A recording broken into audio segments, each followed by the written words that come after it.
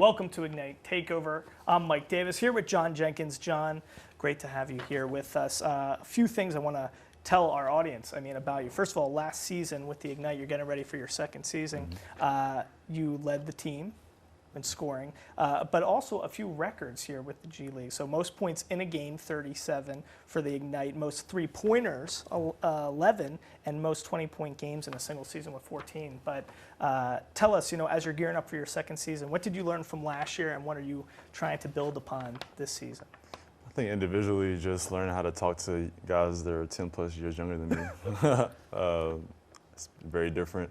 I mentor a lot of people back home in Atlanta, but being with these guys for 6+ months out of the year, I had to really learn how to just take a seat and just listen to them talk, because it's totally different terminology, language that we speak, being so much older than everybody. But I really just learned to be patient.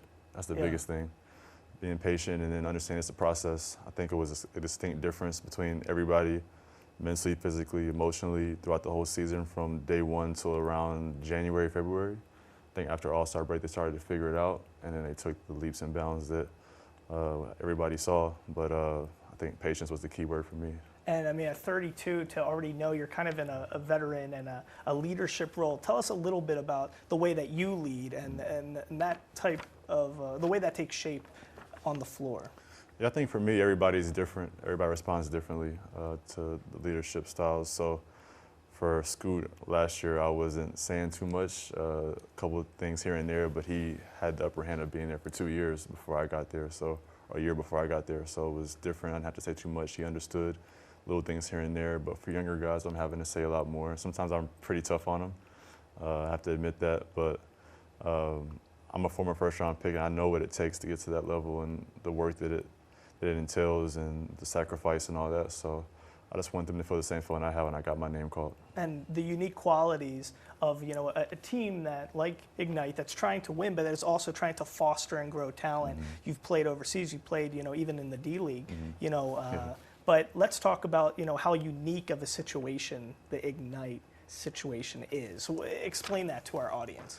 It's amazing. I think if I had the opportunity when I was coming out, I would have done the same thing. They would have sold me very quickly on just being able to play against pros right away. Over Vanderbilt. It'd have been tough. I can't say that out loud probably, but it's tough. And why do you think if I was trying to get to be a first-round pick, then I could do it all over again. And they sold me on playing against pros right away. And just the coaching staff and the experience that I would gain on and off the court, it's tough to pass up. I understand why guys jump to come here, because it's just a situation where it's unique.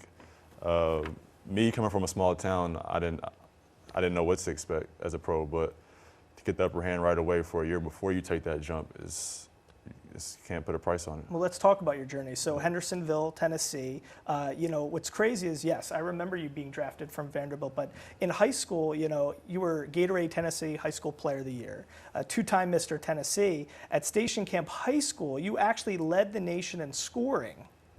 With 42.3 points a game. 42.3 points a game. That's a lot of points, ladies and gentlemen. You were ranked number 15 player in the nation in 2008. So where would the differences have lied, being that successful, that young, to then go to Vanderbilt, 23rd pick by the Atlanta Hawks? Where do you think you would have been better, more prepared as a player, opposed to Vanderbilt doing Ignite? As a player, it would be different than a person, because I stayed close to home for my mom. I wanted to be around her. She worked 10 minutes from Vanderbilt, and I'm a mama's boy, so I wanted to be close to her. As a player, I think if I wanted to leave, I didn't think I was a one-and-done player going into Vanderbilt, first of all, so I needed that experience. Yeah. I needed those 3 years, and I probably could have done 4 and still been okay, but if I knew I was going to be one and done, I would have came in for sure, just to get the upper hand right away. Having veterans talk to me about what's up to come. You don't get that in college because your peers are the same age as you. Right. And if they are older than you, they only know what the college game brings.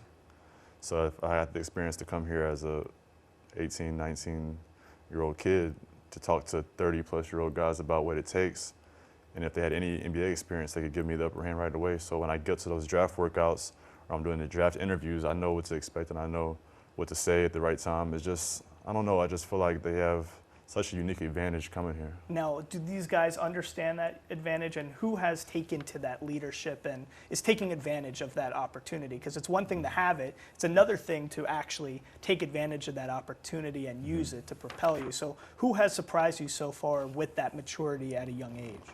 If I had to choose one person, that somebody's always blown my phone up about what to do and how to be as a pro is Matas.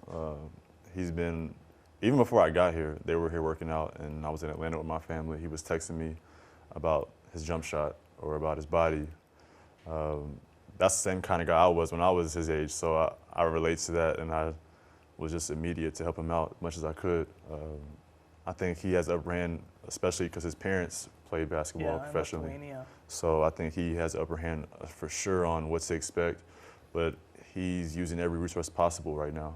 He's talking to everybody about how he can get better, and as a guy that lived the same lifestyle, I respect that. It's a good thing. And, let's talk about just the evolution of the G League. I mean, you were drafted and you had some stints where you were called down to like the D League is what they used to call it. You played with the Memphis Hustle, South Bay Lakers, Fort Wayne. So, I mean, let's just talk about how, the evolution as a whole, seeing the D League to the G League, how has it evolved in your eyes, and why is this good for the sport of basketball?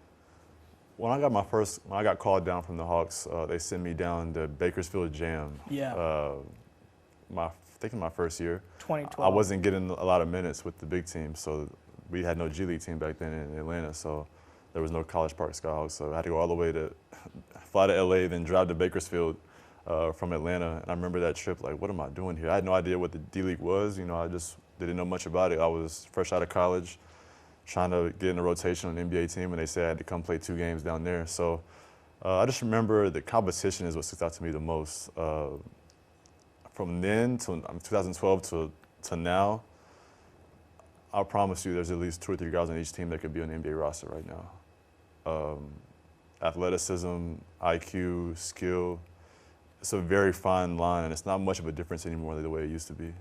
Interesting. And yeah, you Westchester Knicks, all that stuff. If you had to, explain to an audience the dynamic, between having these vets, journeymen, guys who've played in the NBA, I think you played, 171 games in the NBA. So to have that and the dynamic of all these young guys, I mean, what is it like to be on a team like that? Because I think unless you've been in it, unless you're a player, it's hard to understand what that unique dynamic must look like. Yeah, we have a lot of great vets on our team that have played everywhere. And so I think it just creates a whole, like I keep saying, an advantage for the young guys because they're just gaining all this knowledge and hearing all these stories from different situations. I just think it's a lot of fun. Like I said, we're talking to 17, 18-year-olds. I have 3 kids myself. Like it's very different than most teams I've ever been on in my career. And I think we're just learning each other. It's still early in the process. Still have a month before our first game. But I think this could be the best Ignite team ever. I really believe that. Why do you think that? The talent we have, the vets we have, the experience with London and Babacar being second-year guys. I just think that if we listen and do what we're supposed to do, we're supposed to have the most first-round picks in history of Ignite. Why not be the best team in history of Ignite? I love it. Last question. A lot of people obviously talking about Ron. They're talking about Modest. Who's the one guy, a dark horse guy, that you think can really turn a lot of heads this year and just, elevate themselves to a whole nother level and potentially be that guy at the next level who has surprised a lot of folks? I don't know if he's a dark horse because he's high in the mock drafts, but Ethan. Amanza. He's a beast, man. And I played in Spain 3 years, so I know the background he comes from. Yeah. I know the way they prepare those young guys to play from a young age. It's different overseas. It's different. As we're seeing in the NBA, like a lot of our top players are foreign. Yeah. He has that same makeup. From a grassroots player, you could tell he was groomed to play the game at a high level. And I think a lot of his stuff on the court won't wow a lot of people that watch, a casual fan, but if you're watching and you look at the box score after the game, he's got 16 points, 9 rebounds, 5 assists, couple blocks, couple steals. And we all know at the NBA they love versatile players, and I think he's going to be a great player. There you go. And he's got those 3 MVPs from that FIBA competition as well. Definitely. So he's got the hardware as well. John, anything else you want to say? I'm just thankful to be here, man. Going into year 12, me and Pargo were the oldest guys on the team, and I'm trying to get 8 more. So hopefully 8 more with Ignite. I love it here. My goal is to play 20 years, and so last year I told Coach Hart after the season on exit interviews that he's basically just rebirthed my career. I didn't know where I was headed before my first year here last year. I didn't know what to expect. I was tired of going overseas because my family's here and it's just a lot on us. But they gave me new hope, and I just have a newfound drive to help the young guys, but also being in the G League obviously helps guys get 10-day contracts and get back to the NBA. So it's the best of both worlds for me, and I love living in Vegas, love being in Henderson, and I'm just enjoying it so far. I love it. And you think, I mean, it seems like natural for you, a good progression would be coaching. Do you see a lot of that in your future? I hear that every day. I haven't decided what I want to do yet. Obviously, coaching is an option. Front office is an option. I've had offers almost past 2 years to do that. But I still love the game so much. I want to keep playing. But I think naturally, like you said, I think that's the next progression. I feel like you're 32? 32. I'm 30. I'm 31. I feel like I'm talking to an elder statesman right now. You have a lot of wise. Last question for you, just because I think this is a great take-home message for everybody at home. Somebody who's so precocious and so great at such a young age at something that they do, and they're a highly talented prospect. I think anybody at home, how do we make ourselves amenable to feedback when we're so good and so young? How can a young person, I think this is a great opportunity for you to tell people, like, when somebody's so talented, how do they make themselves tune their ears so they can take feedback and take that with them?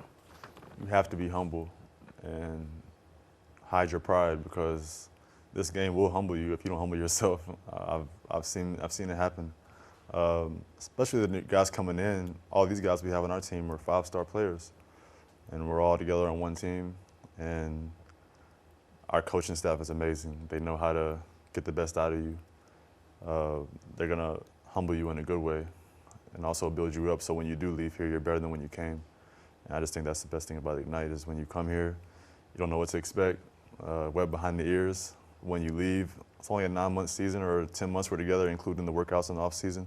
You feel like it's been 3 years because of the way we work, the way we attack each day, the way we approach the game, the way we approach stuff off the court.